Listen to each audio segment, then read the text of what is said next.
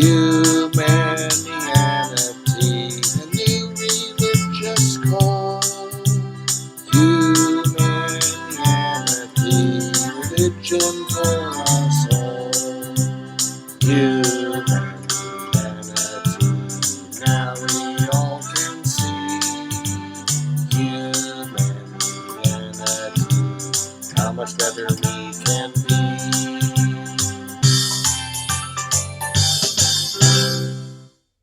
Hi, I'm Bill Van Fleet, and this is Humanianity Conversation number 97, recorded on January 15th, 2021. It is the 50th recorded conversation with my friend Mike. Our discussion focused on whether consciousness is subjective experience or is something that is not within subjective experience but is having that subjective experience. Hi, Mike. Hey, Bill, how's things going? Well, pretty much the same. How about you? Pretty good. Okay. Um, I think we were going to talk about what we last time. I think we ended by with the realization that I think what I mean by subjective experience and you mean by subjective experience, and what when we talk when we use the word qualia, might be very different or somewhat different.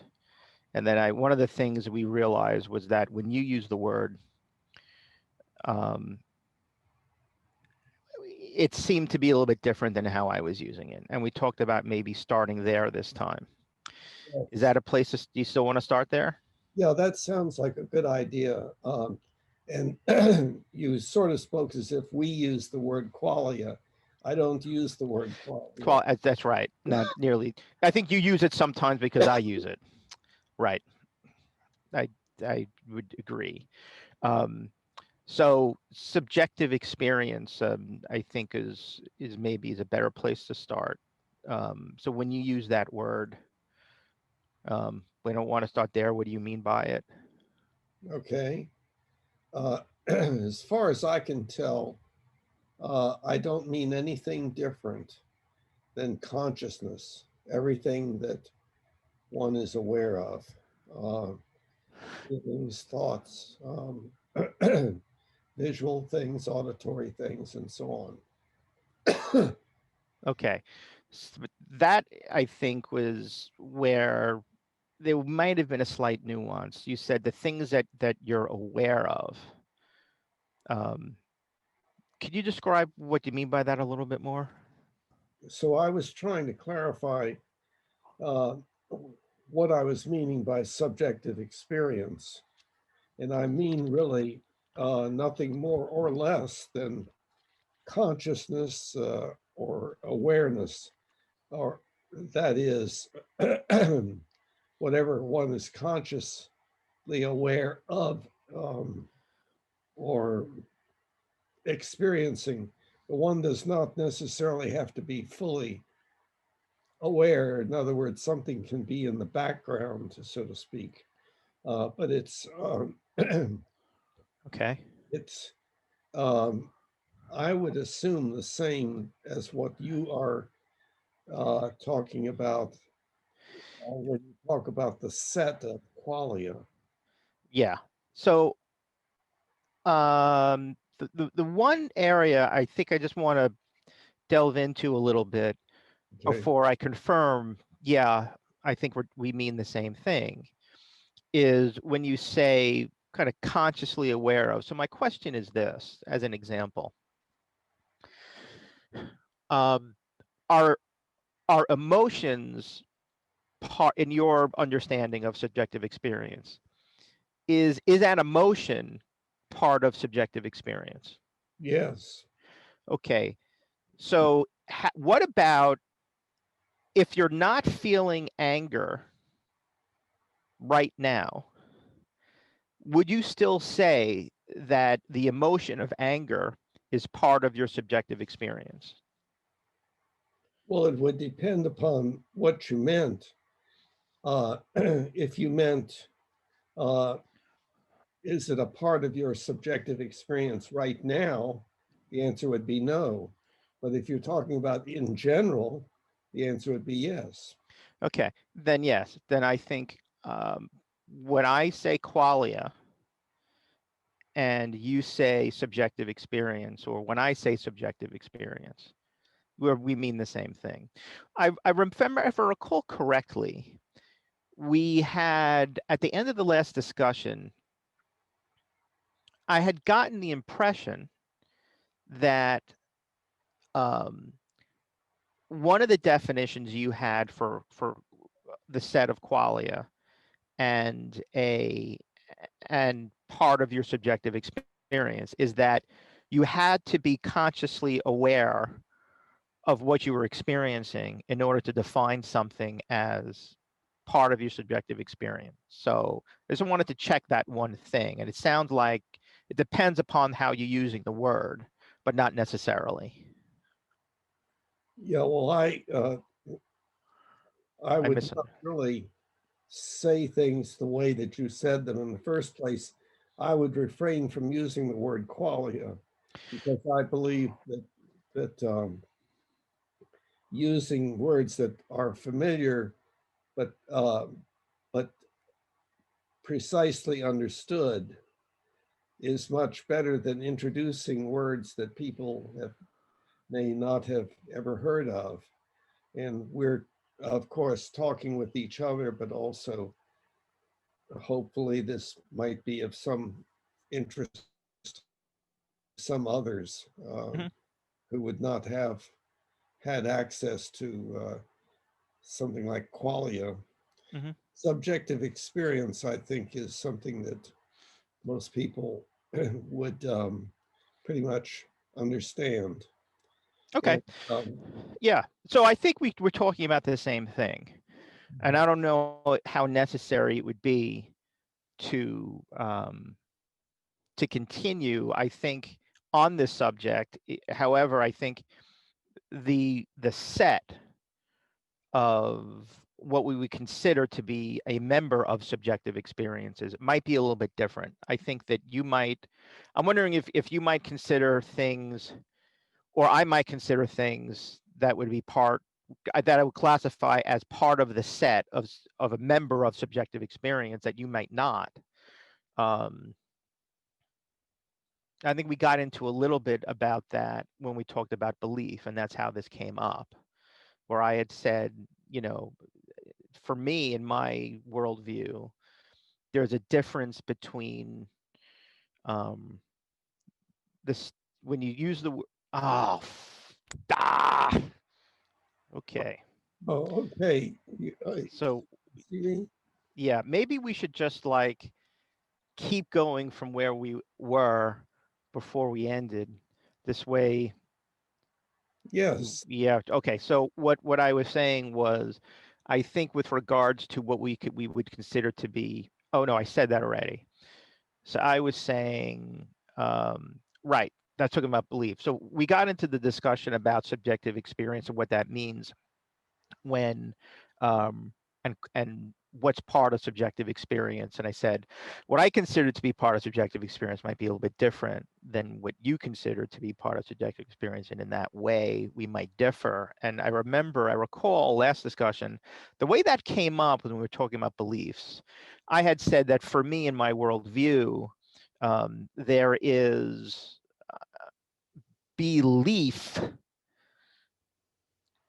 is a member and part of subjective experience. And that is different than somebody making a statement or admitting to themselves in a certain sense, I believe in something. I believe that, believing in. Yeah, And but that's where that difference came in. yeah, well, there's a very significant difference even before that. Um, but let's first see if we can come to agreement that we both mean exactly the same thing by subjective experience. Okay. Uh, Okay. do we? Do we? I think we do. Okay. But I, I again, I think where we might differ is what we consider to be a member of a part of subjective experience. Well, like what would be an example of where we would differ? I don't think that you believe, I don't think that you would agree with my statement that belief is part of subjective experience. Okay, but that's something different. That's getting into what we mean by belief, and I can tell that we have Okay, different agreed. different definitions. But are we in complete agreement with what subjective experience refers to? I think we should try to define it. I think we are, but let's just try to define it. So, um, Well, the problem is that it's hard. in trying to define it, um, one has to introduce other terms, which then have to be defined, and so on with an infinite regress. Um, but what we're doing is pointing to something, um, and it's just anything and everything that we are experiencing. Um, so Okay, so now, that we are experiencing. All right, so let me get a little more specific. So we say that I'm experiencing. So are you saying subjective? I just want to make sure that just doesn't mean your sense perceptions. right. Okay, I would agree with that. Yes, I think we're in agreement. It's a little bit like it's referring to what it seems like to be you in this world at this moment, something like that. But that's going to be somewhat ambiguous, and one could get into Okay. difficulties. But it's Okay, so I just want to, mhm. but it's so to put a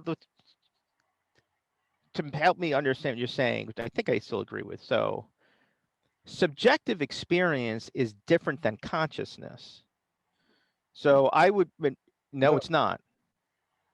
uh, well, of course, consciousness may have multiple definitions, but I would tend to equate the two, except maybe in using them in certain sentences where linguistically they might be a little different. So, what do you mean by consciousness that makes it? Um, Consciousness is that which is experiencing what is your subjective experience. I think they're two different things. Experiencing, you're talking about the agent or the Right. okay. Yes, I'm not referring to that. Hmm. Okay. So, in your worldview, is there any such thing as the agent? Or is the agent simply really subjective experience? That's all there is. There is a third answer, and that's in the mind body problem book. So, uh, but when you referred to consciousness as being um, the way you described it, it sounds like it might be the same as somebody else would mean by spirit or soul. No, that's not how I would use it. Yeah, but It um, just, I mean, the way I would use it, it is just literally that. It is um, when when when I feel something or when I experience an emotion, there is an impression that something is happening to me. yeah, The me, the me part is consciousness. Okay. The Yeah. feeling and emotion is the subjective experience that the me, I, the consciousness is experiencing. I Yeah. wouldn't call that a soul or a spirit, though. And that gets into the definition of me or I, and that again is problematic. Um, Right, I would agree. so, but let's go back and ask the question. Well, we'll ask the question. Well, let me see if I can state that you believe that uh, within subjective experience, there is consciousness or the I or me, and there is also that which is not I or me in that subjective experience. That subjective experience consists of both of those things. No, I wouldn't. Well, that seems to be what you were saying. No. Uh, I, I would agree with you um, because consciousness is an agent that I can't experience the same way I can an emotion or a belief or something, whatever, that we would consider to be part of subjective experience. I can't confidently say that consciousness is part of subjective experience. It's, I would say I don't think it's part of subjective experience, but I don't know what it is. Well, now you seem to be saying a third thing, um, or a second thing. I'm not sure which. Um, we seemed to agree that subjective experience, that we are talking about the same thing. It's Mm-hmm. the totality of um, all of those things that you would call qualia, I believe, unless. Well, let's not use that word. I agree with let's use the word subjective experience. Okay, okay, yeah, but I mean, I wanted to make sure because qualia is an important word in your way of thinking, and I wanted to, and if it implies some kind of difference, then we need to understand what the difference is. I don't think it does so far. Okay, I okay, don't think it does. I think that um, we just have to be a little bit more clear on in your whether we differ on the idea that consciousness is part of subjective experience. I would say it's not. that seems to be a third thing now. It's hard to keep track because what you say seems to change. But let me No, clarify. I don't think Wait, things wait, seem to wait, change. I wait, think you wait, think you understand what wait, I'm saying, but you wait, really are not. wait. Let me. I Oh, wasn't. right, this. I Okay, wasn't okay. finished Go what ahead. I'm saying. Initially, um, uh, you seemed to be saying that consciousness um, was not the only thing in subjective experience.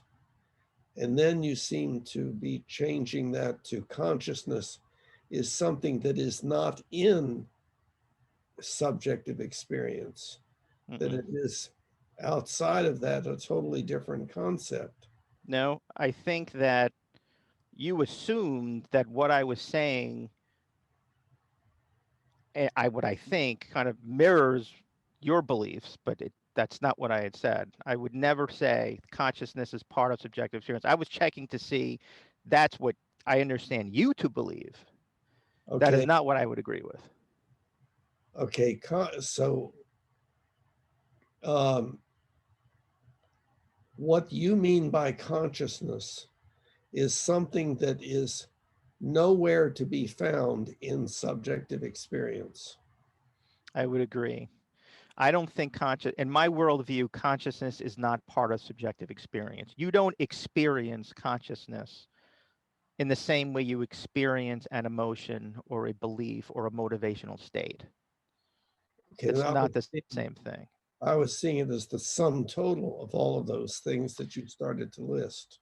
Yeah, I'm familiar with that that point of view. I've heard that before.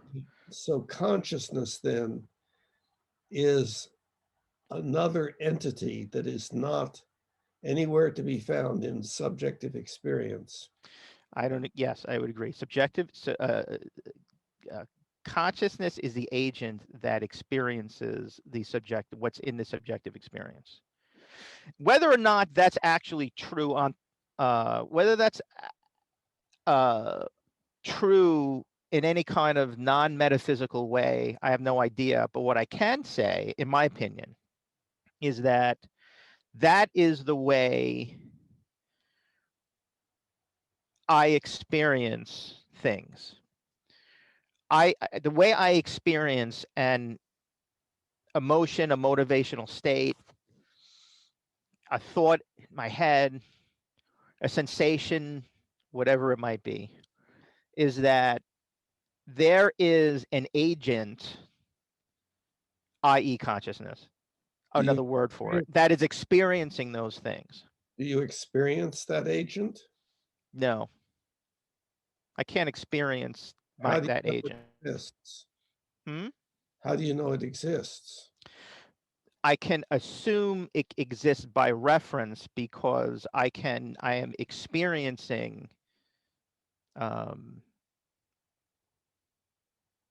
something else. So if I'm experiencing a thought, if I'm experiencing a feeling, if I'm experiencing a motivational state, I can, in a sense, deduce if there's an experience that basically what I'm saying is, in order for you to experience something, there has to be an agent. Yeah, and that's of course not immediately obvious or axiomatic. I mean, Interesting. How not? well, it of course depends on what one means by agent. And then that gets into free will versus determinism,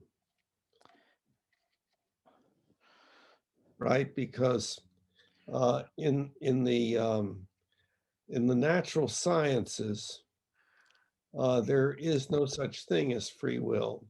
Everything in the universe happens according to universal laws, even though those laws have not been completely clarified.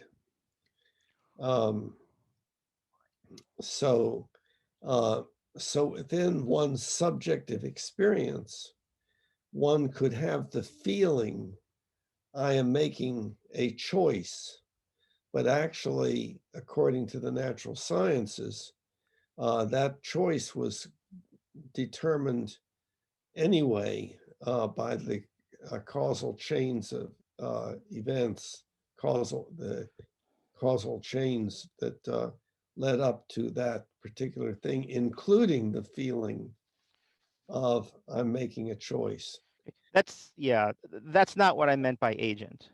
And also, there have been studies that show that one can see that the brain makes a decision before the person is aware of making the decision. So, but Okay. at any rate, your introduction of the Let me take that. Hold on. okay, Okay. I think the statement you made regarding the natural sciences being completely reductionistic and um, is not entirely true. I think a portion of people hold that view, but there are um, aspects of there are scientists and there are aspects of the natural sciences that point to something else.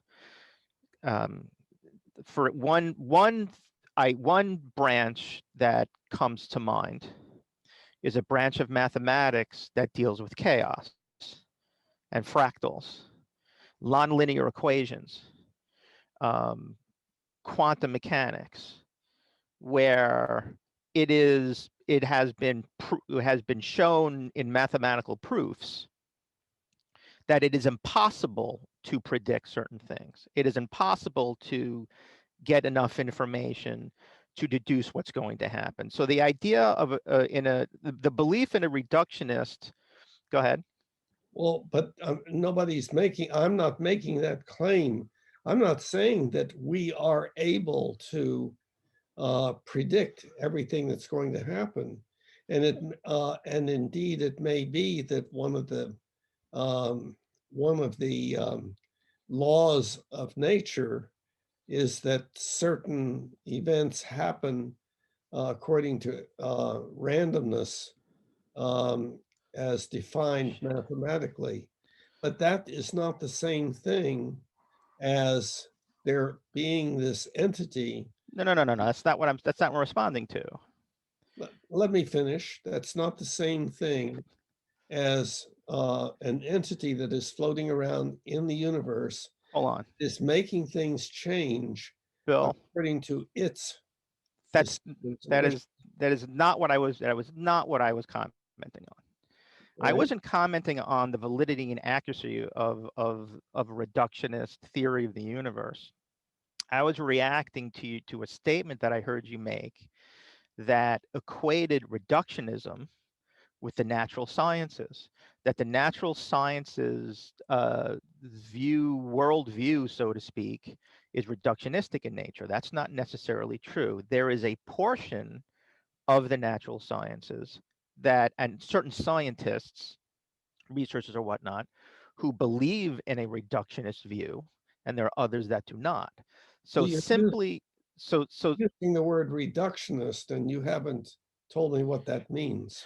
a reductionist point of view is that you can um, reduce the entire workings of the universe to such a minute to such a small level of quanta, such a small minute degree, that on the basis of those minute measurements, you can predict everything that's going to happen kind of now and in the future. Well, nobody is making that statement, and I'm certainly not. Well, you just made the statement. You had made the statement before. Well, then maybe misunderstood. I thought you had made the statement that the natural sciences have a set of equations such that if you just get enough information about about things that are happening in the world, you could make predictions about what would happen, up to and including your own desires, whether or not I'm going to reach out to touch my dog, whether or not I'm going to call you. Okay, that's not all of the natural sciences. That's a portion of the natural sciences that would adopt that view, which I call reductionistic.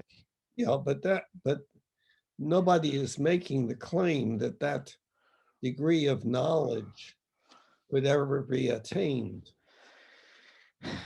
It's not that the fault in that point of view is not our inability to collect enough information to make the predictions. The fault, according to other branches of the natural sciences, comes from the mistaken belief in the world operating according to equations that have, if you give them let me put it this way, that the world doesn't necessarily operate according to a fixed set of equations, that the equations vary, and it is not possible to predict or understand, not on the basis that we can't collect enough information. It's just not possible to do that the way the universe is structured. Quantum mechanics is an example of that in the uncertainty principle. It is not possible, no matter how much information you get, to determine the precise location of an electron floating around an atom. You can only do it if you ignore certain aspects of an electron. Make a long story short, and chaos theory in mathematics is something similar. Nonlinear equations are similar to that.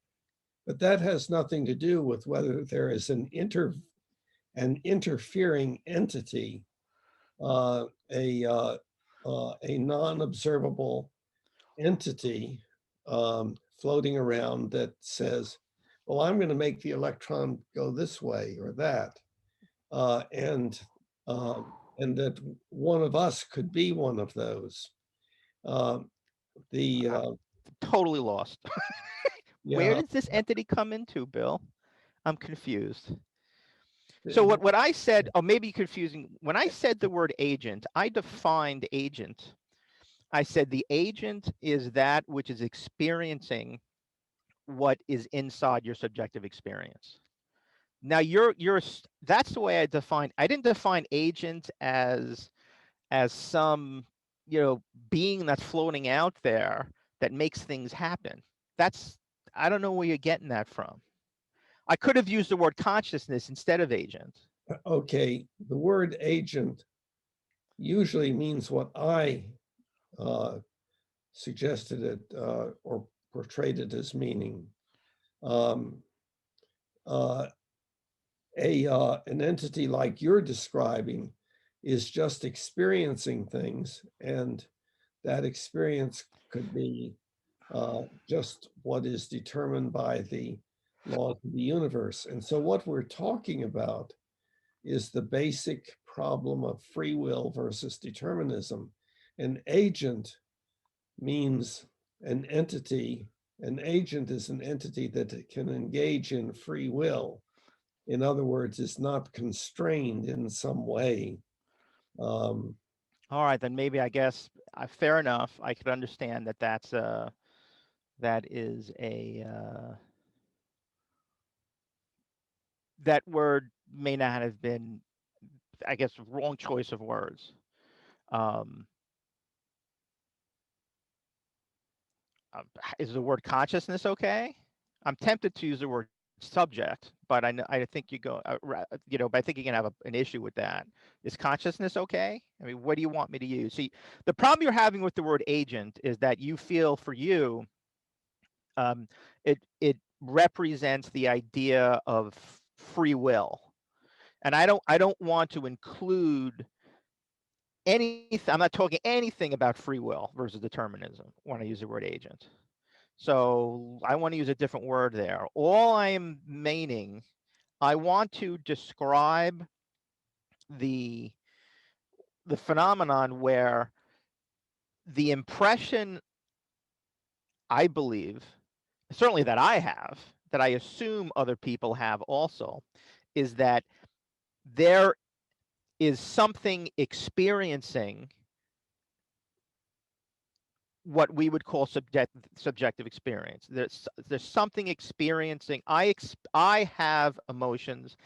I have motivational states. You know, I could use the word I. Is that okay? it's very problematic. Uh, it is a hypothetical construct, essentially. The infant coming out into the world is thought not to have any sense of self at all. Sense of self is essentially a set of beliefs that are learned uh, by virtue of observing the predictability of experience. In other words, something that is always there and can always be predicted to be there is comes to be regarded as the self. But things that appear and disappear um, and cannot be made to appear just by um, uh, what is felt like making a decision to look for it uh, is um, that's not present initially. That's something that is learned. I disagree. That's not my understanding of human development at all. The infant doesn't have subject object differentiation, but they definitely, and they don't have a sense of I as separate from what they might be experiencing. And that's a big maybe. We have really no idea what's happening. That's our beliefs as adults. However, that's very different than saying the baby has no sense of I, in the sense that they are not experiencing a motivational state. They are not experiencing hunger. They are not experiencing pain. That's a very different statement. Okay, see, yeah, but what happened as you were saying that uh, is a kind of slippery linguistic sort of thing. Um, you are postulating. Well, I can't tell what you're postulating actually, but it Well, is. I could tell you what I'm postulating. Maybe I could, let me, will it help you if I postulate it again? You can try. Mhm. Okay. I am postulating that the belief and the idea that an infant has no sense of I, in the sense that they do not experience hunger, they do not experience pain, is untrue. Well, but that didn't sound right to me. That didn't sound like anything I would say is an alternative. Well, The you not agree with it, but it's a premise. the uh, um, I could tell you what I think it is. even in the womb, the infant is experiencing something. It's we that are labeling that thing in the womb as an infant, and we that are labeling things that label it as having a subjective experience. And the use of the term subjective experience is a part of an axiomatic kind of way of having a worldview. It's a uh, uh, Oh, it's it's something that has um, exists um, by definition only. okay. Well, but my claim is that there's no other way um, of existing, I mean, other than doing that. You are doing that. When I talk, well, you are doing that when you talk about an infant. You are doing that when you talk about the person in the womb. I am doing that when I talk about the infant, or when I talk to the person in the room. I am doing that when I talk about you.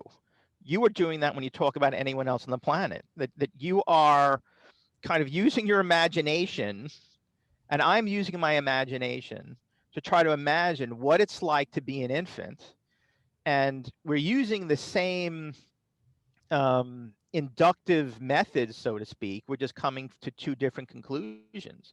I'm concluding that there is, for an infant, it, a sense of I, in the sense that it allows them to experience hunger and experience pain. And you're saying no, there's not. Wait, a sense of I. Correct. Is that sense of I in sensory experience? Is it in subjective experience? The I would say no, but I do know what you're saying. I think which I let me see if I can paraphrase it. What you're saying, I think, is that if my claim is that the sense of I and the consciousness is deduced, so to speak, on the basis of my ability to experience motivational states, or experience pain, or experience hunger, then it would follow that if you take away those sensations, that subjective experience, the consciousness goes away. So then, Mike, you could say, well, aren't you then? So then, how could you not say that consciousness is not part of subjective experience? If it requires subjective experience to exist and for you to sense it, sounds like it's part of subjective experience to me. Mike, what do you think? I mean, is that what you're saying? Well, you seem to be saying that there is some other entity um, that is what you're referring to as consciousness, and it is not a part of conscious experience. Entity. Yeah, okay, entity. I'll grant that. Yeah, when I am making the determination of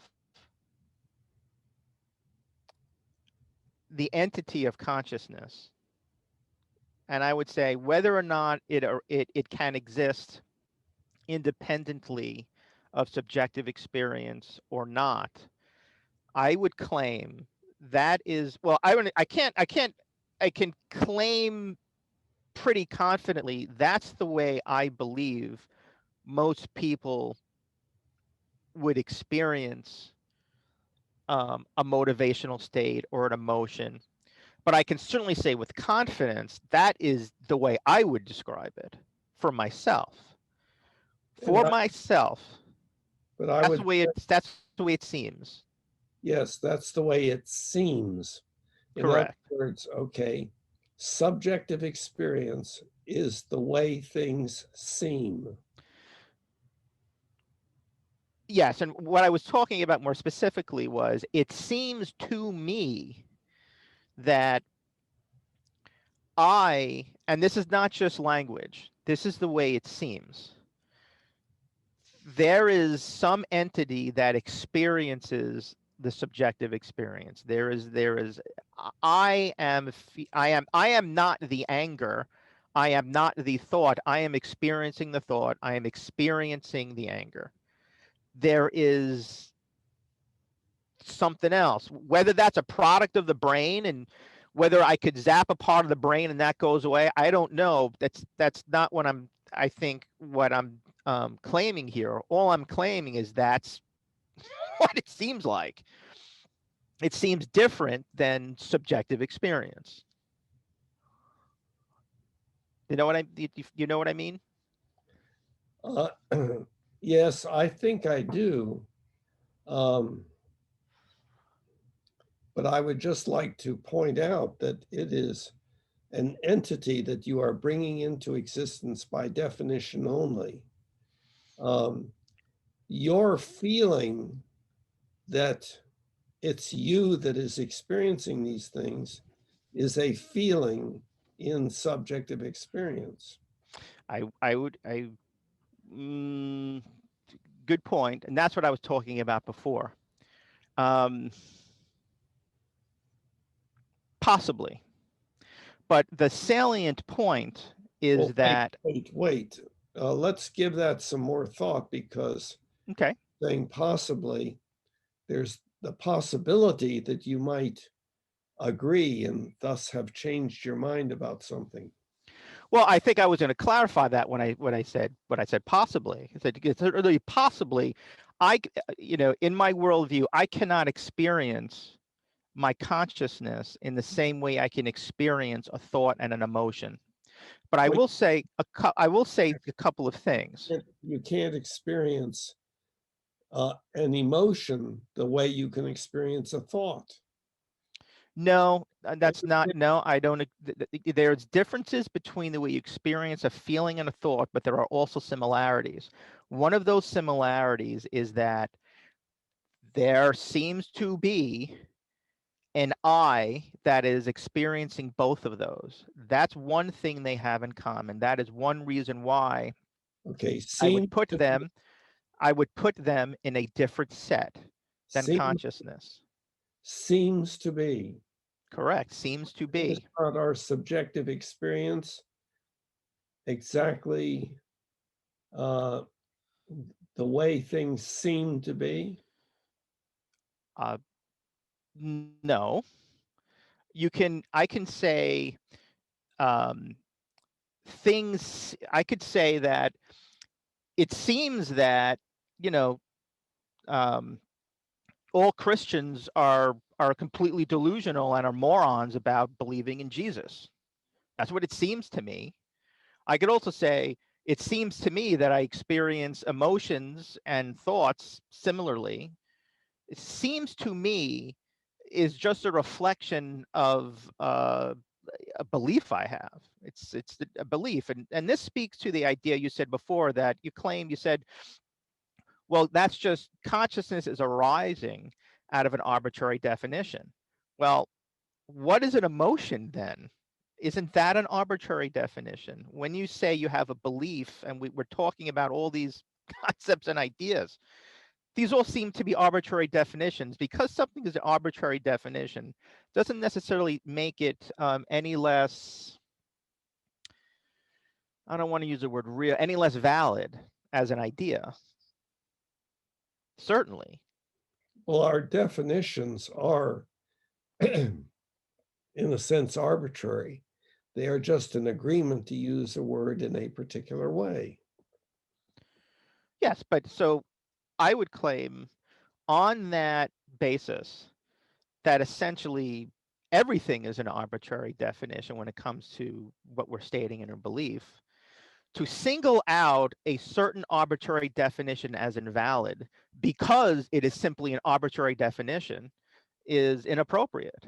I'm not saying it is invalid. I'm saying that it is an entity brought into, um, well, I'm not sure that, well, what I was going to say, it's an entity brought into existence by definition only. Um, but but see, I think a part of subjective experience is um, that subjective experience is divided up um, by us humans into that which is myself and that which is not. When you are saying that we humans divide it, who say so who's doing the dividing? So if you're saying we humans do that, that means an individual does that. So we can look at an individual. Okay, Mm. when you say an individual divides up, what does that mean? Who's doing the dividing? I'm saying that no, we are um, doing the dividing by putting it into words, but I'm saying that the individual has, as a part of his or her subjective experience, the feeling of self and the feeling of not self. But as far as the boundary between those two things is concerned, it is highly ambiguous. Um, and a person looking at a stain on their arm could see that stain uh, uh, as being a part of themselves, or as being something that was not, that happened to be on his or her skin.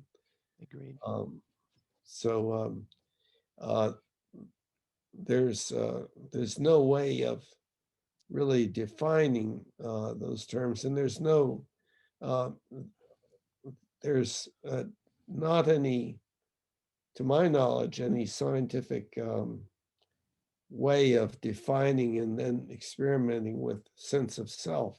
But we do believe that uh, that um, a part of a person's subjective experience is the feeling that I am doing things. And so that I is a part of subjective experience.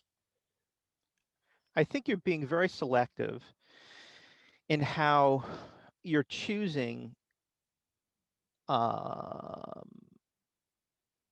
to claim what entities exist and what entities don't. The claim that you just made about there being a sense of I and an agency and we do things is uses the same inductive reasoning that I'm using to claim that we experience emotions. However, even though it's the same inductive process, you're claiming that the conclusions that I'm making are are somewhat invalid or inaccurate, but the claims that you're making are valid and accurate. So I'm going to ask you, what in the, I'm just going to ask you to validate that. So validate what you just said in any other way other than your belief. The idea that people have the sense that they are agents and they control things. Other than this is what you experience yourself, and you're assuming that other people do too, which is just what I'm saying. They talk as if they do. Well, they talk as if they think they talk as if they do. They say, I'm angry, I'm hungry also. So that's another example of how we are using, I believe, the same inductive process, but you're for some reason claiming the inductive process is somehow inappropriate for me to come to these conclusions, but are appropriate for you to come to your conclusions. So I don't see how that's a appropriate belief. Where I see the difference coming up. See, I also have supernatural beliefs. I believe that I can decide to do this, that, or the other. Um, so, so part of the time, I do indeed operate according to the free will paradigm. But I also, part of the time, use the deterministic. And this is described in the Mind Body Problem book, and points out that that the answer is not which is correct. It's not as if one is correct and the other is not. But let's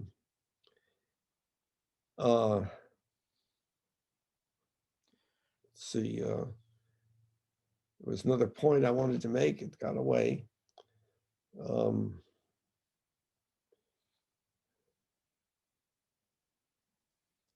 So what we seem to be in agreement about what subjective experience is. An area of disagreement that comes is in the use of the word consciousness. And I would simply equate that subjective experience as being consciousness. But you say, no, there is an entity that is. Well, entity, what do you mean by entity? Let me make sure before I shake my head. What do you mean by entity? An entity by definition, an entity that's brought about by definition?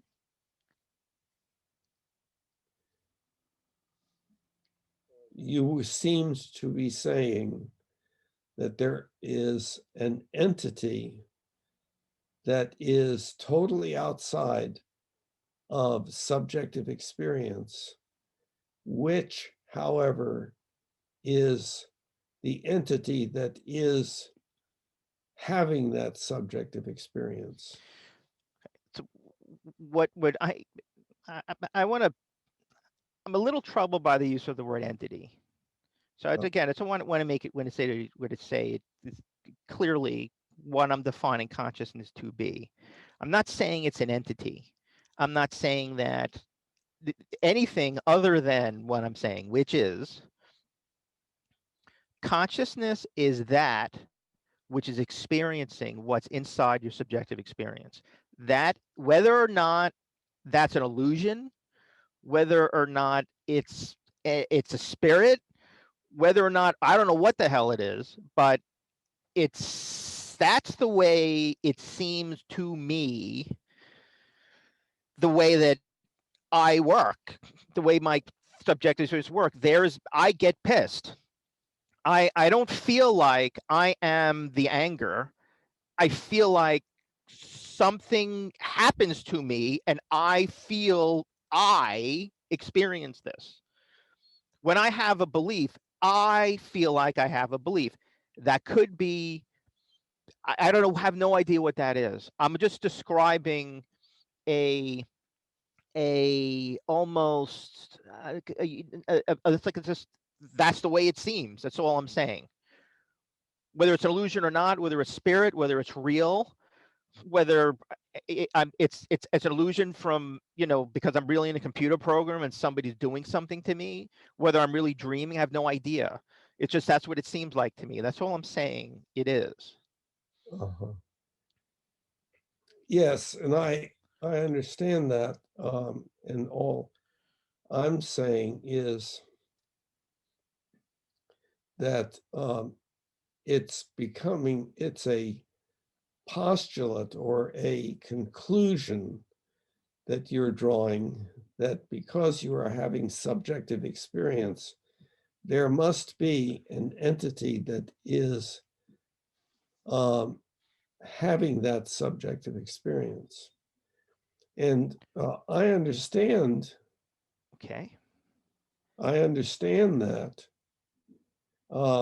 And I don't have any difficulty with daily use that way, but we have to remember that when we're talking at the level that we are, trying to see about our basic worldviews,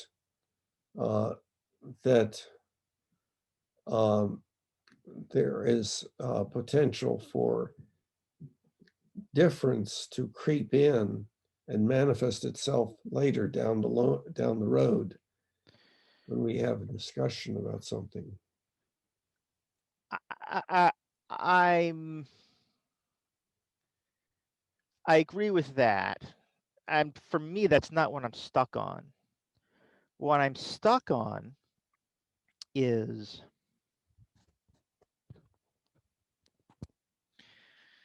the statement that the impression I get is just saying you seem to be assuming something exists because of something else. Fair enough. And I seem to hear you say also, I get the sense it says that's somewhat inappropriate. Also fair enough. But my my reaction to that initially is that, well, do you assume I would imagine you assume emotions exist because that's how you experience them. So by that course of reasoning, it seems to be appropriate to say, well, emotions don't actually exist because you're just assuming you exist because that's what you're experiencing. Thoughts don't exist either. Beliefs don't exist. I, what I mean, at a I, certain point, that's what we're talking about. I don't understand how you are arriving at those Well, results. okay. So let me say it again. So it seems like what you're saying is you can't assume that consciousness exists simply because that's what it feels like to you. Okay, fair enough. Well, I'm assuming we are both assuming you assume that thoughts exist because you experience them. Feelings exist because you experience them. If you claim that it's inappropriate to believe in the idea that consciousness exists simply because that's what you experience, then it seems reasonable to also say, well, it seems to be inappropriate for you to claim and believe in that thoughts, beliefs exist simply because that's what you experience. Go ahead. See, when you're saying that because consciousness is experienced, then it is a part of subjective experience, which you have been saying is not true. So Okay, there's a contradiction in what you've said. run that by me again. Um, in your statement that consciousness is something um, that you assume exists. I can't get back to the words exactly, but Consciousness is something that you experience. That's what I okay, said. okay. Now let's take that. Consciousness is something that you experience. Mm-hmm. Therefore, it would be a part of subjective experience. Subjective experience is everything that's being experienced. But you have said consciousness is not a part of subjective experience. Valid point. So let me let's take a look at that for a minute.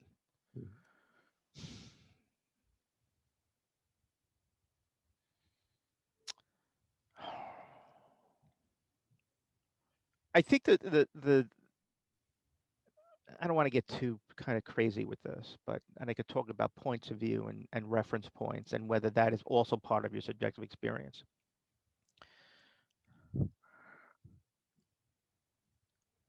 If I was to really break down, very similar to what I did and you did with memory, about what's really truly happening when I say consciousness. Um,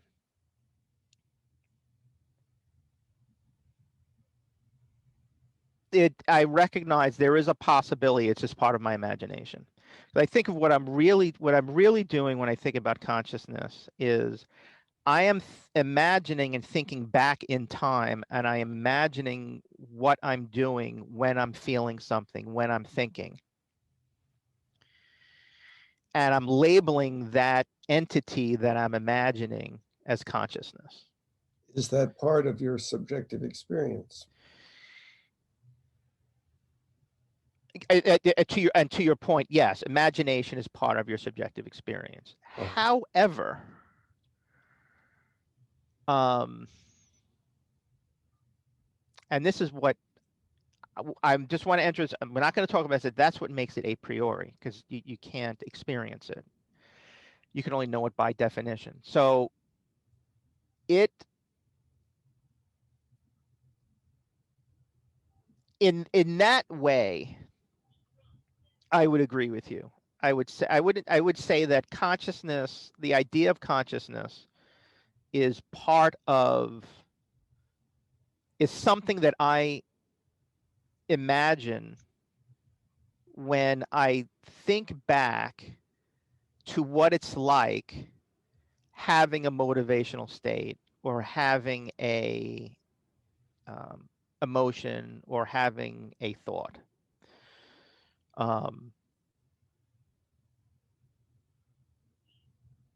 so, on that basis, I think it raises the strong possibility that consciousness does not exist in the way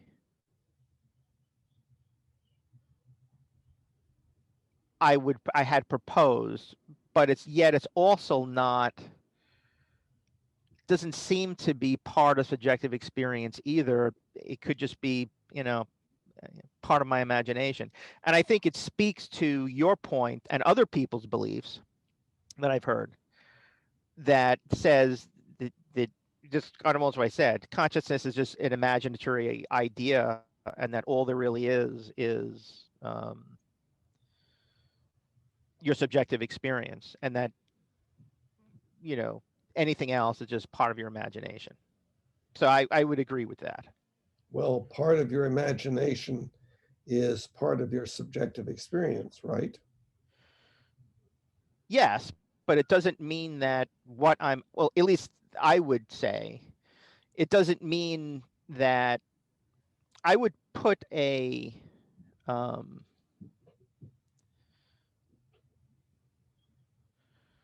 I'm not sure. I haven't thought about this much. I'm not sure if I would say what I am imagining. Well, obviously, no, I have to say that clearly. Sure. What I'm imagining is certainly part of my subjective experience, Mm. most definitely.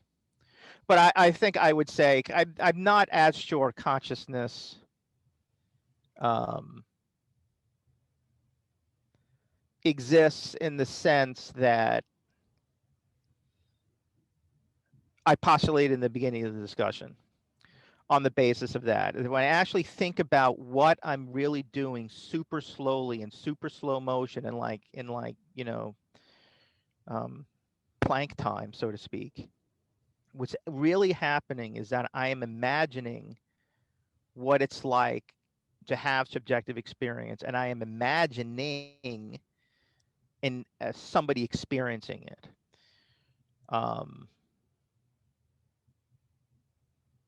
that speaks to the idea.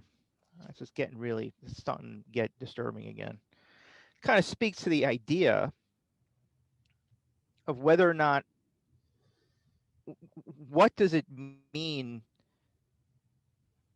to have subjective experience, and that is it possible for us to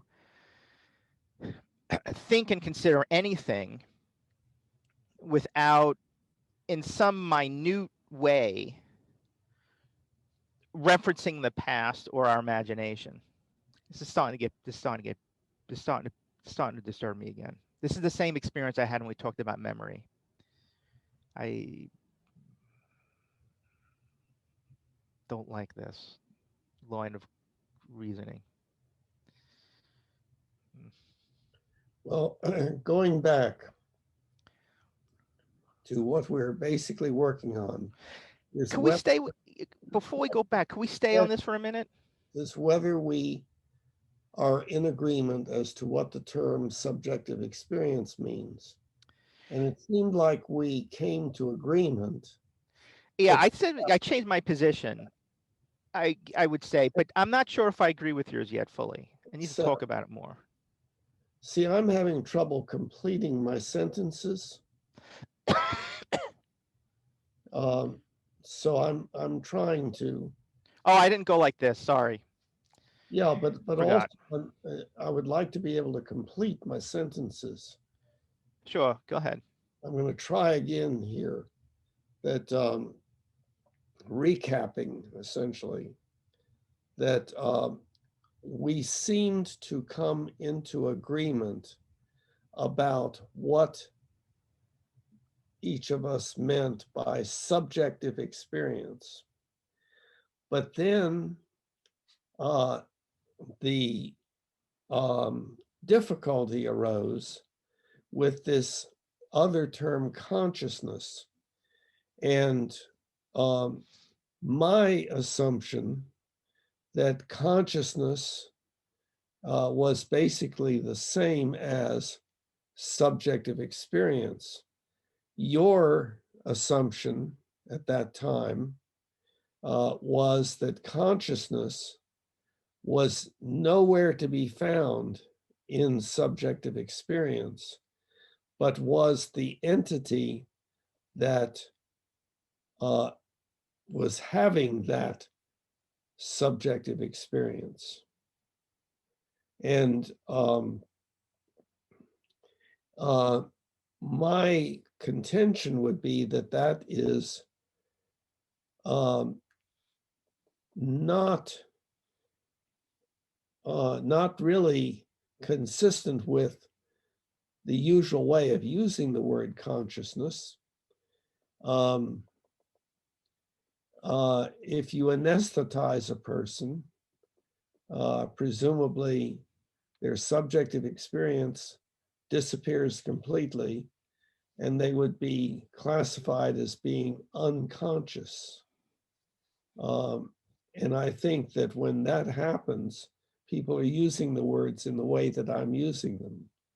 Now, Yeah, I if I may, your postulate that there is an entity in existence, that's not my postulate.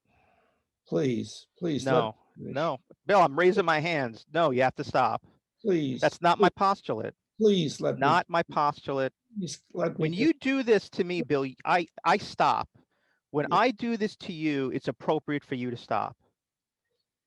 Is well, it? I wasn't able to clarify, and I think that you jumped ahead. Clarify then. I'll give you the opportunity to clarify.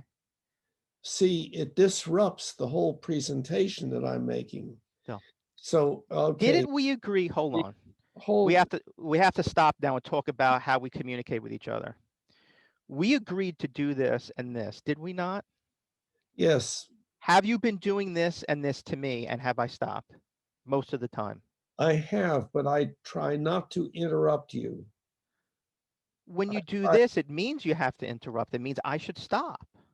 yes, but I have done that rarely.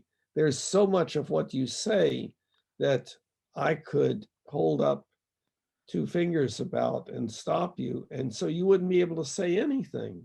I understand that, Bill, So but you I'm you just trying. you did this twice. I give you, yes, only twice, I and haven't done it once in this whole conversation. You've done it twice. The but first time I do this, you say, "Well, wait a minute. Don't you don't stop me." you interrupt what my presentation, and Okay, so we're not doing this anymore then, is what I'm hearing you say. I no, I'm not saying that. Okay. I'm saying that I would request that you allow me to This complete time. my Okay. presentations. Um, and one finger means this is something I disagree with, but go ahead. So that was the purpose of having one finger. Mhm. So, and And I can tell because you start shaking your head and frowning and holy jeez. so All on. right. We have to stop and talk about this now. This is I feel this is completely ethically incorrect to do. It is Oh, inappropriate for you to treat me with a certain standard that you don't treat yourself with. If you accept me to stop when you do this, and especially when I'm not abusing that privilege because you are doing this more than I am, it is ethically inappropriate for you to not stop when I do this.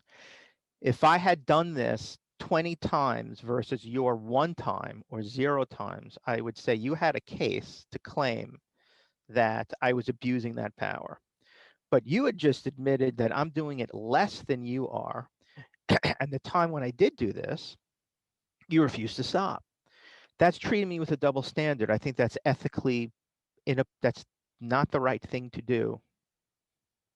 well, I understand, and you may well be correct, and maybe I was not doing right. Uh, but I'm making a plea that in the use of that procedure, Mhm. that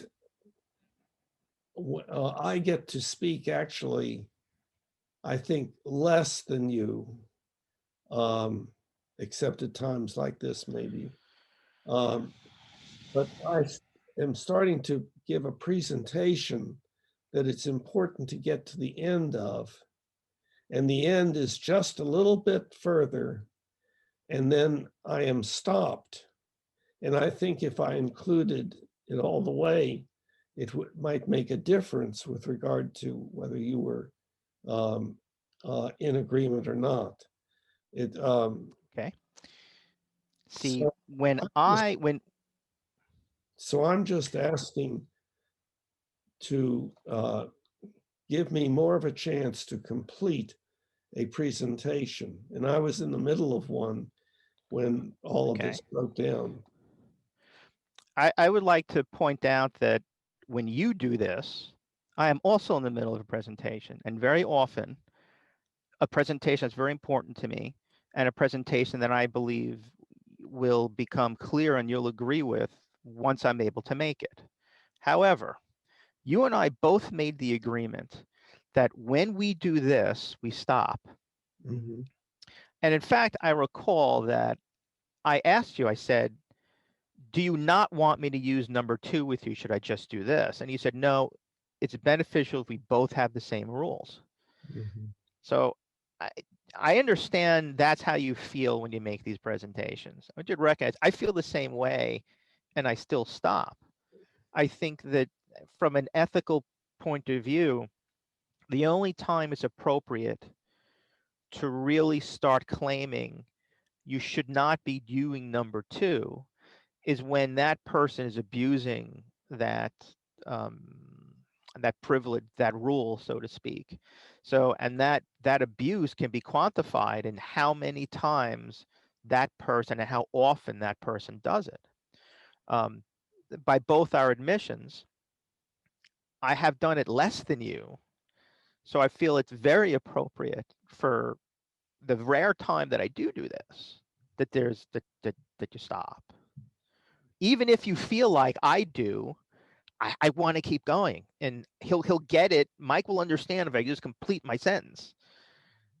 I hear that. I feel the same way, but for me, the method of communication and honoring the agreements that we make with each other is more important than making our points. Do you Yeah, feel well, differently? I agree with that. And it is probably likely that, that I did not follow the rules this time when I was saying, no, please let me finish. I had just started. Um, and see, now it's all gotten lost. That's what's unfortunate about it. I know Yes. when we have to go to this kind of tangent, Uh, even I forget yeah. what we were talking about. It's too bad we can't hit the rewind button Could and I, see, and see what we had said. yeah, could I restart again, see if I Yeah, can get there? go ahead. I appreciate you taking the time to address this concern. Yeah, well, I'm glad. I think it's an important part of having such a relationship, I agree. and I think it's like no set of rules is probably 100% optimal, and also it's we are not 100% adherent to our rules. Mhm. Okay, so what I understood was that you and I seemed to be saying that we were in agreement as to what subjective experience meant. Um,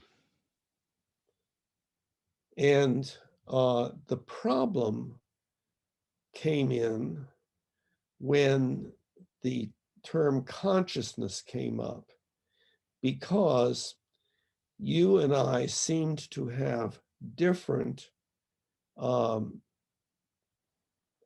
meanings to the word consciousness.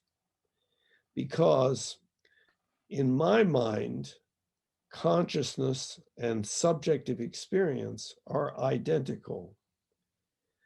But in your mind, you said, no, consciousness is an entity, is something that does not exist at all within subjective experience, but is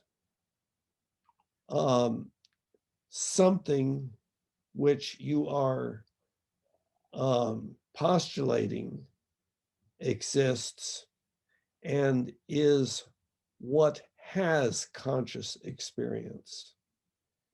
Um, and you have equated it with the self. And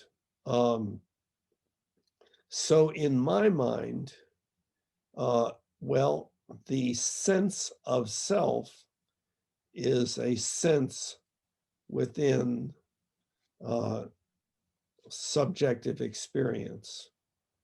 Um, and but but you are postulating something outside of subjective experience uh, that you've referred to as an agent, but then have changed, recognizing that that's not really what you meant. But Um, but anyway, the entity that owns or uh, has or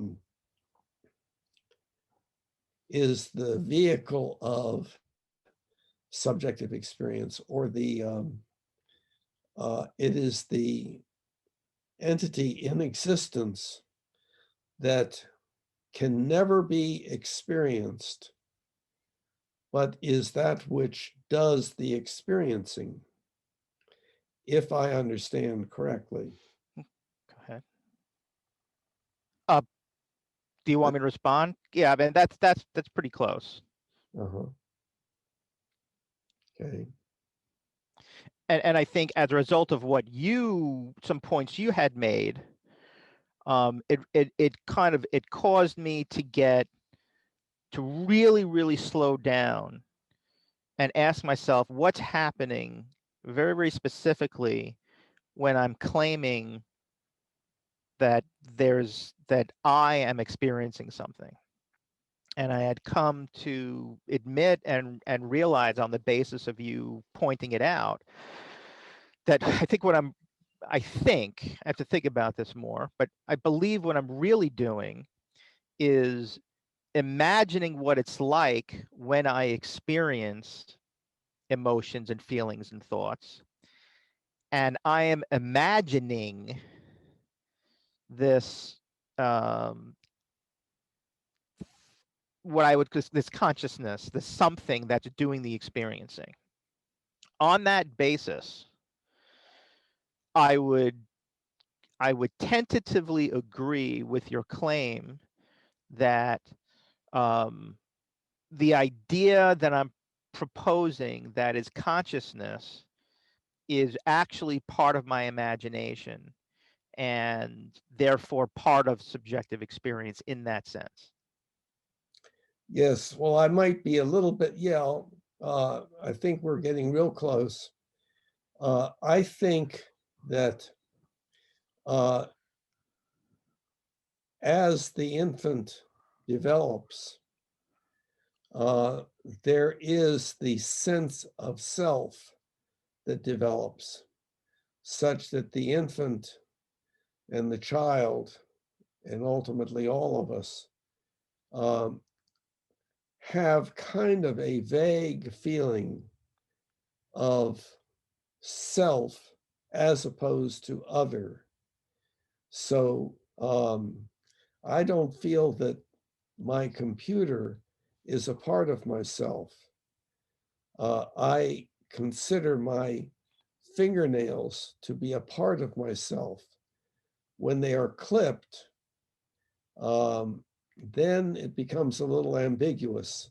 I would be inclined to say that those clippings were not a part of myself.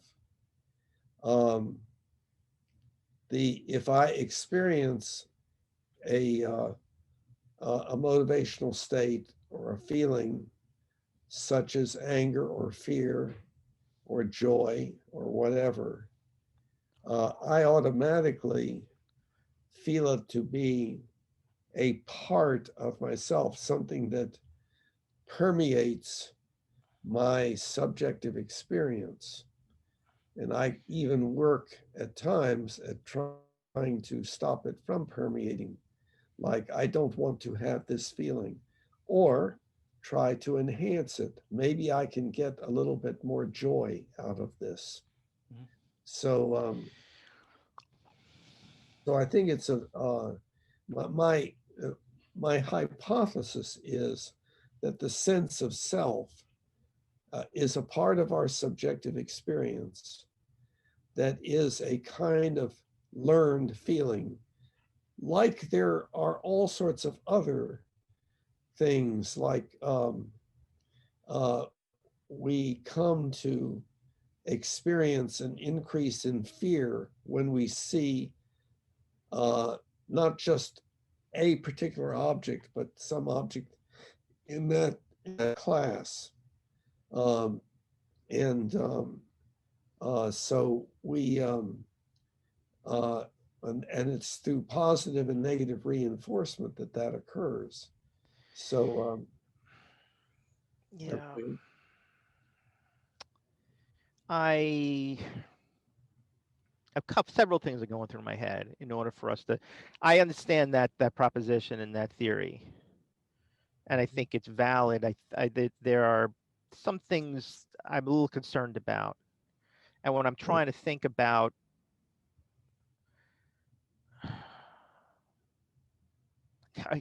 two scenarios come to mind. One is the ability to anesthetize somebody. One is the ability, and I don't know if this has any bearing on this, but one is the ability through medication to basically remove sense input. And you can ask, is the imagination of consciousness, still valid? Would a person still be, conscious if you remove that aspect of subjective experience? And I think the idea is yes. So I think we can say that subjective experience is not dependent upon, excuse me, the feeling of consciousness is not dependent upon that aspect of subjective experience. Now the question is, if you remove other aspects, would that go ahead. Well, I just wanted to let you know that what you said sounded strange. Um,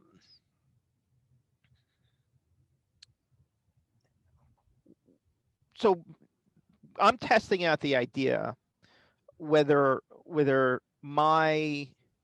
consciousness and the idea that I experience my subjective experience, that there's some I, is a figment of my imagination or not. And I think you there's a strong argument now to say it's part of my imagination. So for me, it's still just an argument. I need to run some thought experiments to see if it holds up. And one of the thought experiments I'm running is um, if, and I think it's a valid experiment, that if I imagine existing on some kind of drug whereby my physical sensations are shut off through drugs, through an anesthetic agent, would I still be able to imagine myself having the feeling of I? And I'm taking it a step further. I'm saying, what if there was a drug that could shut off my experience of feelings, my experience of thoughts? Would I still have the sense of I? So that's one experiment I'm thinking about. And the other, which is more, go ahead. Well, I just wanted to say, well, I've already done the experiment. When I had my upper and lower endoscopy, I did it for the first time with anesthesia. And uh, I had no awareness of the procedure. I was in one place and it was about to happen, and then I woke up in another place, and that part of my life was gone. Right. Well, I mean, that's my gut feeling also. I mean, my gut feeling is if I'm placed under anesthesia in surgery, then um, for that period I'm under anesthesia, I'm under surgery, my sense of self doesn't exist. But similar to memory, what could be happening is that the drugs are blocking your ability to remember what happened. Mhm. But now we're talking about I'm pushing it. Even I think I'm pushing it a little bit. I have to No, think about that more. no, But the that's go ahead. something I and others have wondered about also. You know, um, It doesn't seem that way to me. I yeah, mean, it seems like it didn't never happen, so I wasn't conscious. right, right. But the other more disturbing kind of thing I'm thinking about now, and which is when I said before earlier, I said this is now starting to bother me. I wasn't referring to our interactions that were bothering me. I was referring to um, certain conclusions that I think might naturally follow from what you're proposing. That's very disturbing to me. I had the same feeling when you made that point about memory, where there's sometimes a feeling I get. The easiest way to describe it is just like I don't exist, and it's just very disturbing. But my point was that I was going to make the things that I was thinking about was I had made the point that what I'm really doing when I think about whether or not I am experiencing my subjective experience is that I'm using my imagination to in a sense, in the same way I'm using memory, I'm imagining something that I believe is kind of really happening or happened in the past. And I'm thinking about what it means and what was really happening. I'm coming to this conclusion, which is completely in my imagination of what's going on. And I'm claiming, well, there is some kind of subjective experience and some consciousness that's experiencing it. However, one of the things, this is where it gets bothersome and disturbing to me, that my ability to do that is kind of it's kind of predicated on the idea, or maybe that's wrong. It's not predicated on the idea. It it seems to naturally follow, and I have to ask myself: Is there any way for me to is there any way for me to experience my subjective? It's going to sound weird, but let me just bear with me and help me through this if you can. Is there any way for us to experience our subjective experience other than through our imagination? I think it depends a little bit on what is meant by the words. Um, when we talk about experiencing our subjective experience, uh, that's pretty complex. Um, and uh,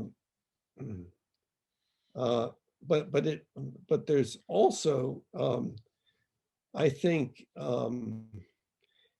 a whole lot of activity referred to as meditation that that has um, the idea in it that one can transcend who one is and merge into all that is, or things along those lines, and so that whatever experience one is having, there is a complete loss of the sense of self, and that that's a desirable state to acquire, at least during periods of meditation. Um, and it's probably related a little bit to concepts like Buddhist detachment. The idea being that, well, if you can rise above, you're in pain, let's say, but if you can rise above this entity that's in pain and look down upon it, then it's happening down there, but I'm safely up here now. And so I think that that's the kind of the way that that line of thinking goes. I have not been able to become convinced that is other than one's subjective experience, now including this new ability to see oneself as looking down upon oneself. And um, so I would say that that's an acquired ability uh, to have that uh, subjective experience of a different sort become a part of the total subjective experience. So Yeah, I can see that, and I have been I've started meditating when I was about 10 years old, and I've been doing it. So I'm 48 now. So if you want to look at it from that perspective, I've been doing it for close to 40 years, but I haven't done it consistently. I've probably done it consistently for a period of time of about 20 years. And um, the only thing that I can say I've ever experienced that is even remotely like what you just claimed was, in a sense, regard to self-talk. So I mean, I have experienced something that I would describe as existing without self-talk. I've never experienced anything like um, what you just described, which I think I've heard other people who meditate talk about too. I personally, as somebody who has a lot of experience meditating, I don't agree with those statements that these people make. I like you, I think it's more probable that through this kind of discipline of doing something every day, your subjective experience changes to the point where it's now kind of different than it would otherwise normally be. But I can certainly say I believe that in the parts when I was meditating for like an hour and a half or 2 hours in the deepest point of a meditation, um, and this includes, my experience of time changing, where I can be sitting for an hour and a half, and it seems like to me like 10 minutes went away. But I can definitely tell you, in my opinion, my belief is that in no uncertain terms, if somebody came to me while I was sitting in that state with a blowtorch and started to burn a hole through my hand, I would instantly wake up from the state that I was in. Um, but that's not kind of really what I mean when I said the ability to, um, whether we can experience our subjective experience in any other way than through our imagination. It was kind of it was not that so much as it was,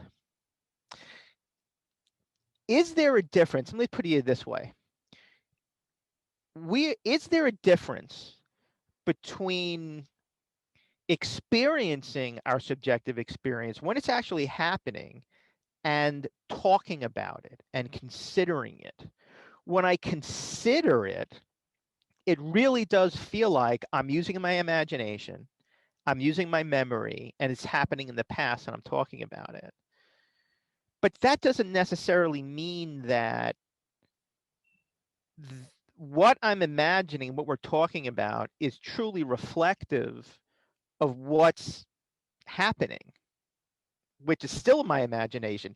And why this is so disturbing to me, Bill, is like sometimes I get the impression that like nothing exists except my imagination when it comes right down to it. And that's really disturbing. But anyway, do you follow what I'm saying? The difference between talking about subjective experience and what's actually happening in the moment? I have a somewhat vague understanding. I do sort of understand. Uh, it's not, I don't understand it in a way that is clearly verbalized in my own thinking. Um, but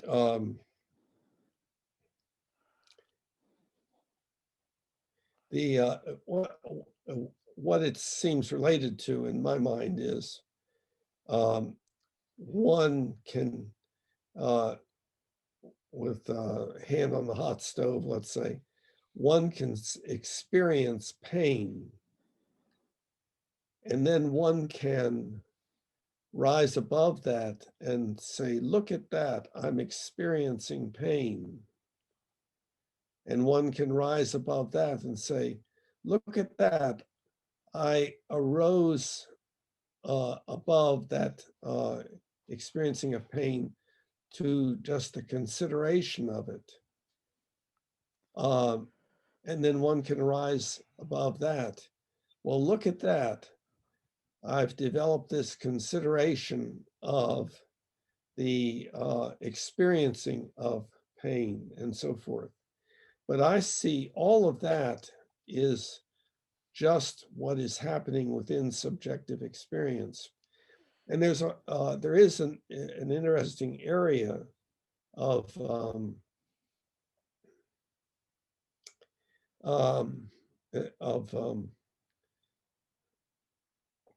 publicly recognized experience, at least to a greater or lesser extent,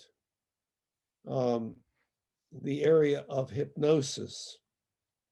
And so one person can take some individuals who are more able to be hypnotized and do that which will have them enter cooperatively into a very different state.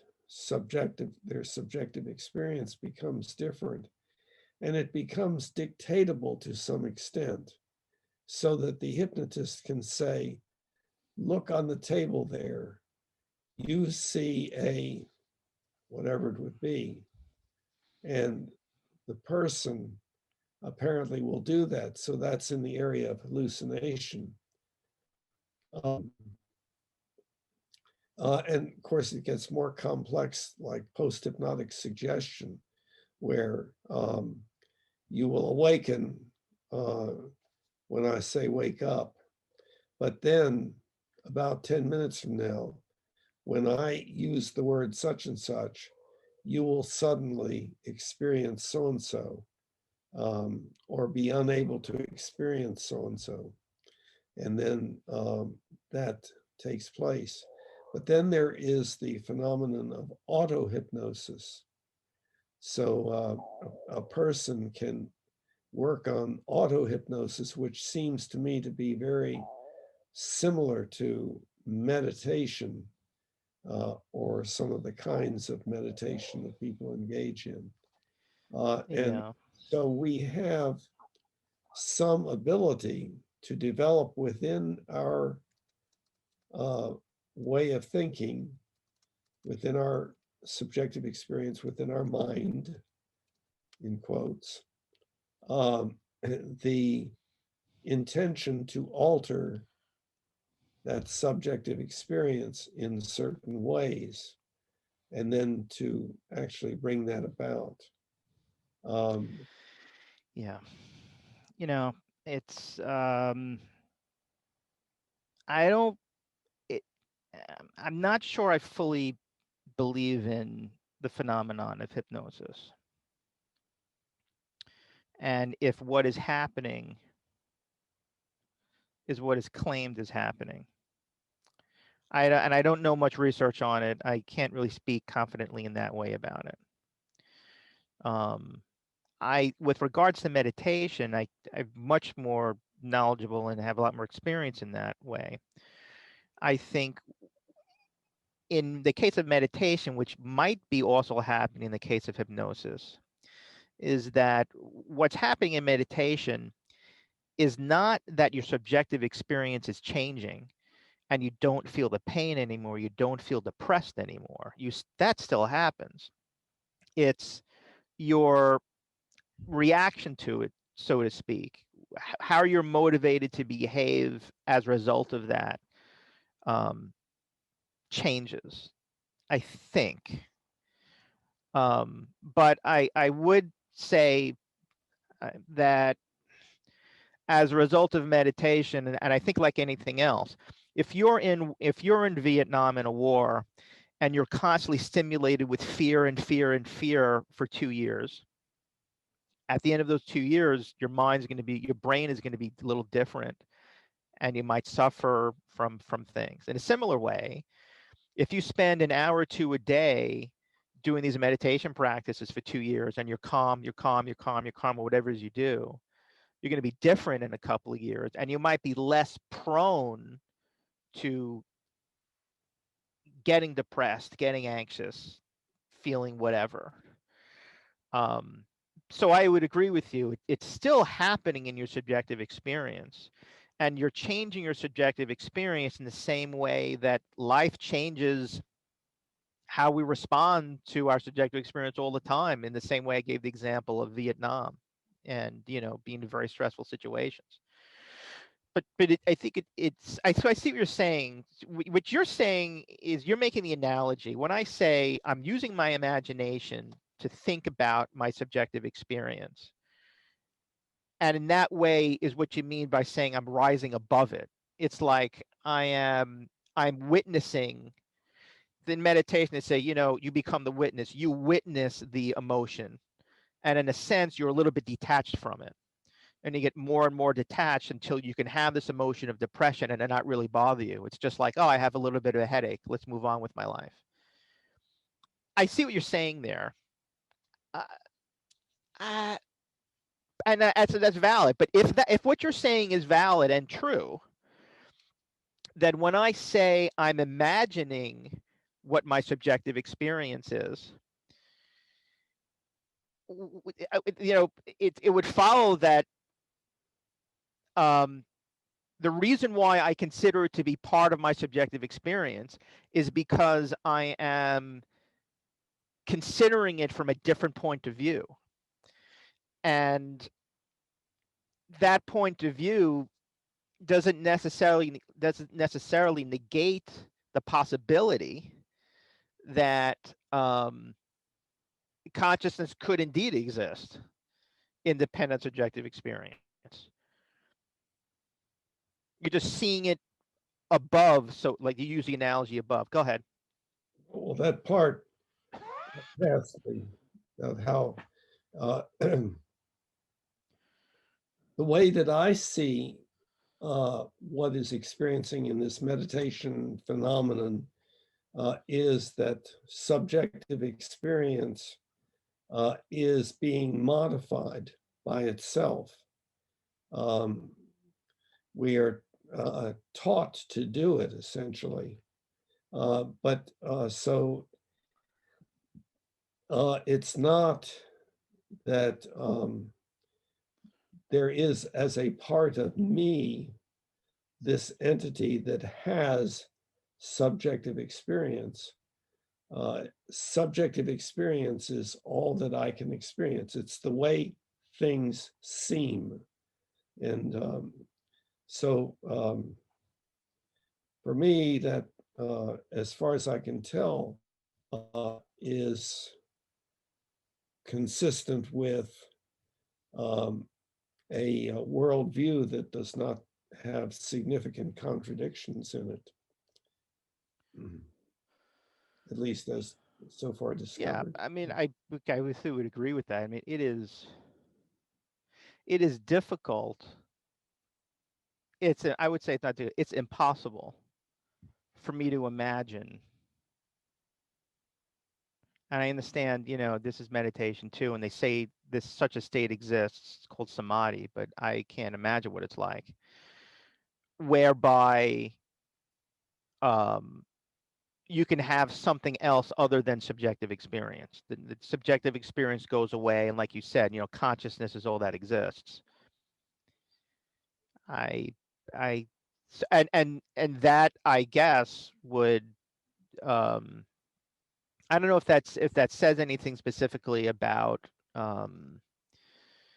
what consciousness is, or whether or not it's part of subjective experience. But I think the argument that really strongly, in my mind, validates the idea that consciousness is part of subjective experience is the recognition I had that when I talk about consciousness and experiencing subjective experience, what I'm really doing is imagining it.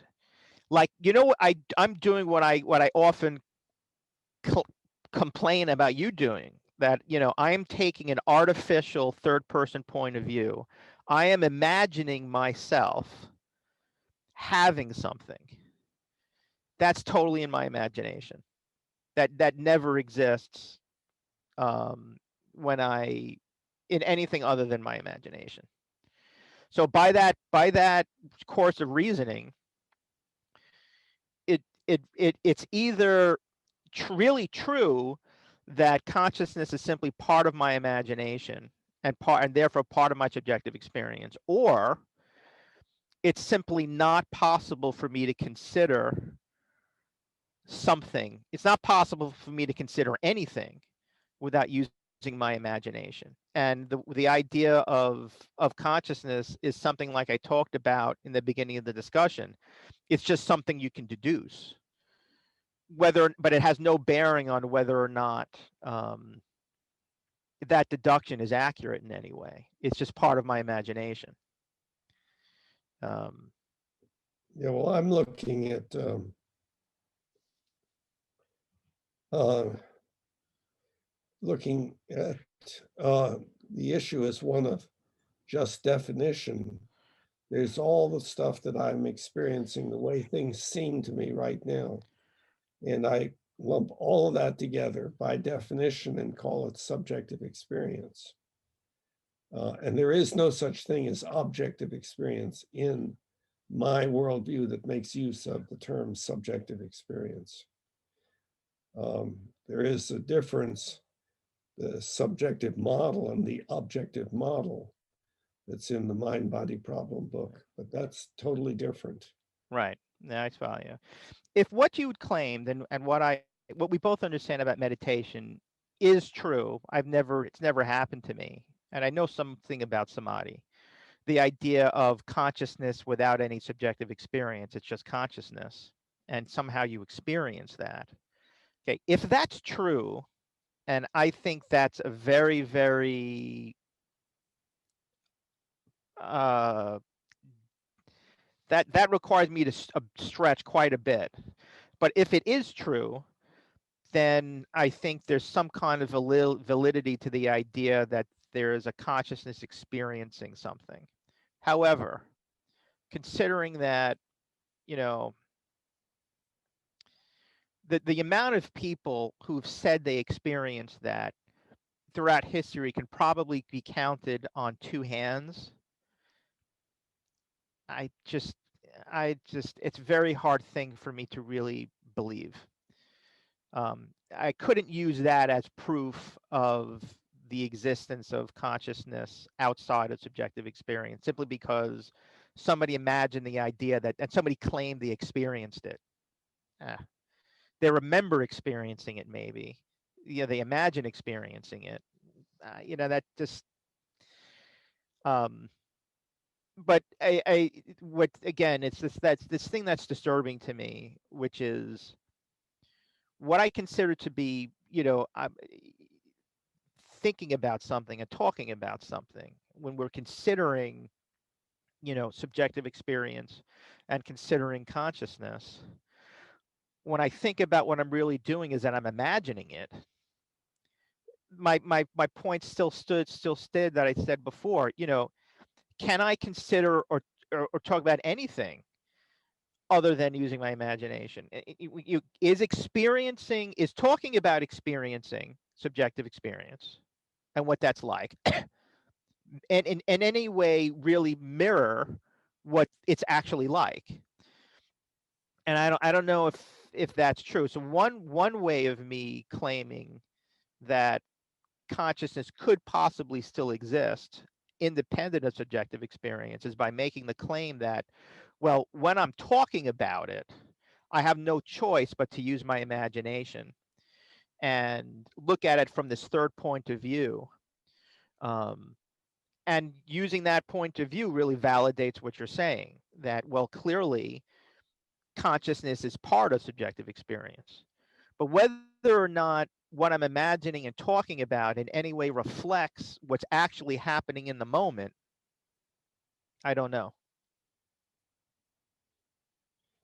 Well, what's actually happening in the moment, actually, that may be connected with the concept of there being reality.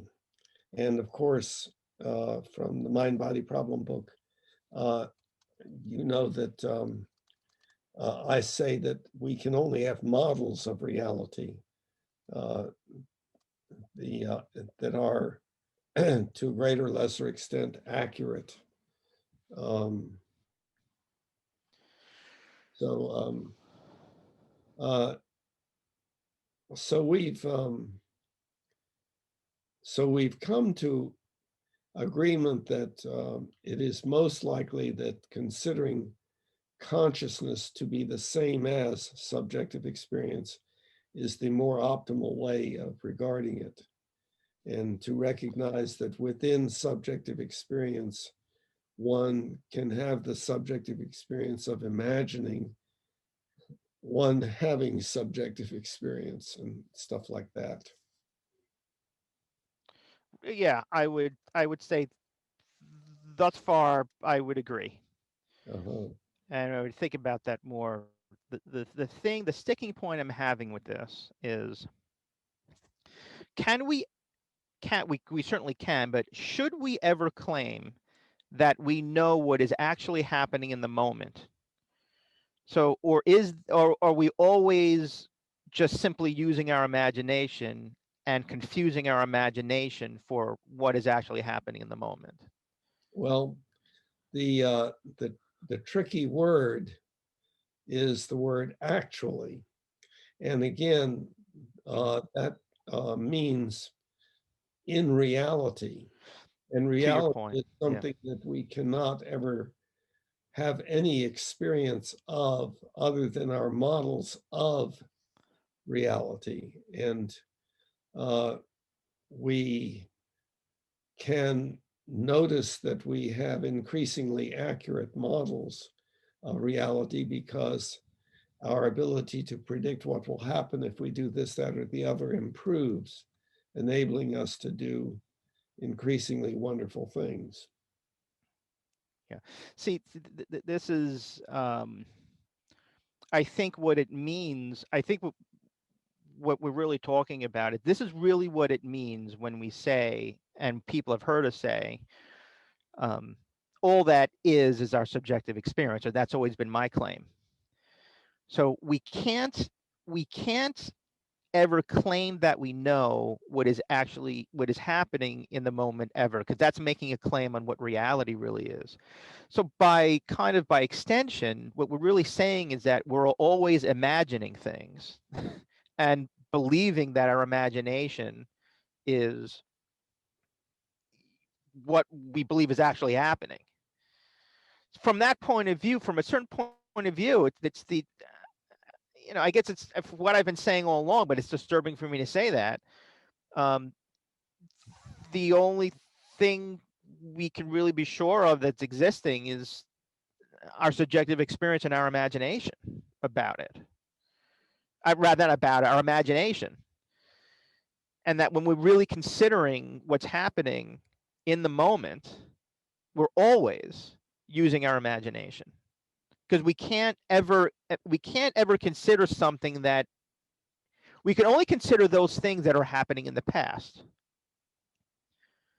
It's very disturbing to really. It's one thing to say, based on a theoretical deduction, that nothing exists but your subjective experience. For me, it's really another thing to really have that hit me in the face. It's very disturbing. I mean, Well, I don't like my worldview. It's not a very pleasant one for me in certain ways. In certain well ways, it's not. uh, within my way of thinking, my worldview, uh, there is no reason to reject the idea that there are things in existence that are not in my subjective experience. Correct. Yes. And so, and that there are things that are in existence that can never be a part of my subjective experience. Yeah. You know,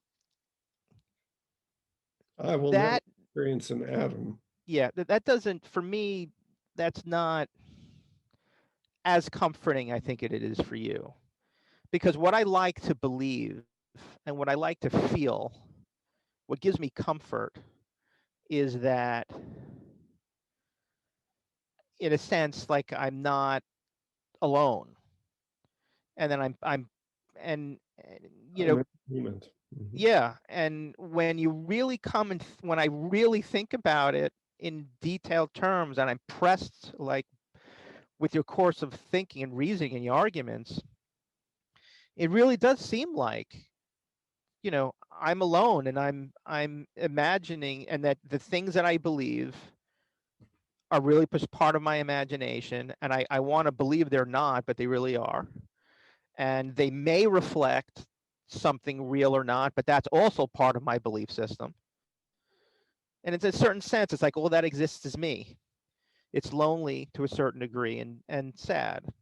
And I just want to forget all about it and pretend it doesn't exist and go along my merry way. Mhm. You know what I mean? Yeah, yeah. Listen, can you excuse me for a minute? Oh yeah, yeah. Go ahead. Okay. Okay, I'm back. Okay.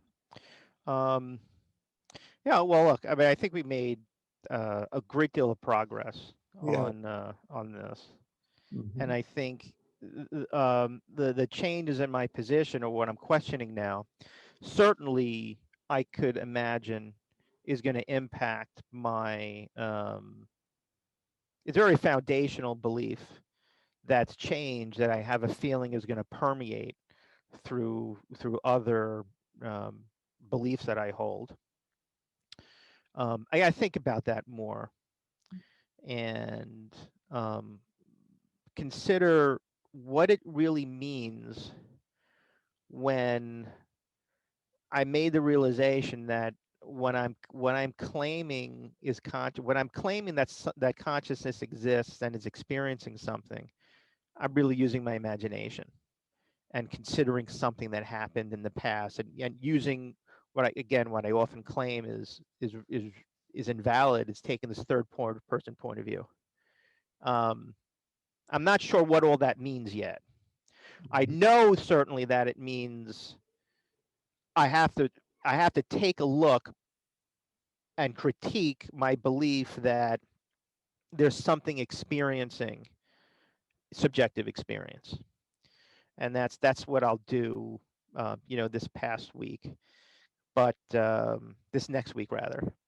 Um, I'm not sure again what that means. Some analogous ways of me trying to understand what that means is to use something else. So when I say, you know, I'm experiencing anger, am I can I say that I am experiencing anger in any other way when I speak to you about it? It's to a certain sense using the same process, that I'm using my imagination to imagine myself, this third person point of view. I am experiencing anger, and I'm telling you about it, and what that means. Does that have any implications on my understanding of and my beliefs regarding the way, you know the mind, for lack of a better word, is constructed, whereas subjective experience is constructed? I have to think about a lot about that this next week, but yeah, Well, I agree. We've made some progress, I think. yeah, no, I think this was a very good conversation. I always like it when um, during a conversation I'm put into a position to make a realization that this is the way I've been thinking is is weak, and I need to think about it more. And I'm particularly excited about this realization because it's a foundational realization. You know, this is a foundation. This is a belief that's the foundation of a large portion of my worldview. Mhm. And I recognize that because of that, I'm going to be tempted to try to find ways of explaining this realization away so I can continue to have this belief. Um, but I don't want to allow that tendency to blind me to um, either holes in the argument, or that the argument is really valid, and that my worldview has to change. Mhm. So that's what I'll be thinking about this next week, um, in lieu of our next discussion, which I imagine you feel will be. I feel it'll be appropriate to continue this discussion. What do you Yeah, think? sure, Yeah. sure. All right. Very good. So on that note, And I do think that the next uh, term uh, that contains all the problems that we have noted in our ability, in our effort to agree, and so on. The next one has to do with belief. And, early in this discussion, you started introducing belief and so on. That did indeed seem to follow. Um, so, oh yeah, that's what I mean.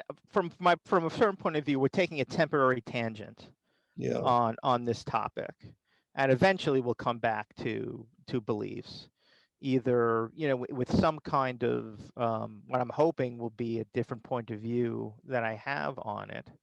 I don't know whether or not the lack of whether or not a change in my belief regarding consciousness, whether consciousness is part of subjective experience or not, will have any bearing on what my claims are regarding beliefs. I Yeah. think it has some. I think it has some implications for my worldview in areas we don't really talk about much here. But I'm also a little bit concerned regarding whether or not um, we can uh, we can have any conversation about um, these topics, or a topic like consciousness. It's like, without slipping back into using language that implies someone experiencing it. Uh, yeah, and I don't know what that really means. I don't meaning that I don't really know what effect that's going to have in our conversation. Mhm. I also don't know what impact that's going to have on my adopting that point of view, that consciousness is part of our imagination. I don't think that it would impact. But but the bottom line is, what I really have to think about is whether or not the fact that when I talk to you about my consciousness as part of my imagination, I have to consider whether that has any bearing on what is happening in the moment.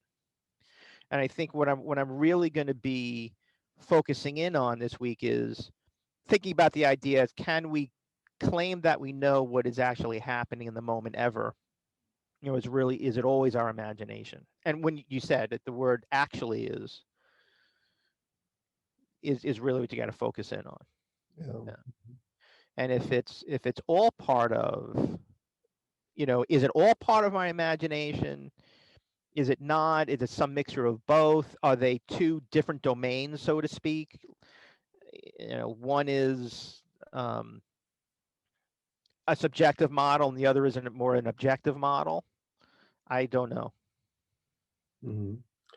Yeah, one of the areas I think that will come up and has multiple times in the past is whether we're talking about it or whether we're talking about it or imagining things about it and so forth. But that may not be a very best way of verbalizing that. Well, can you say that again?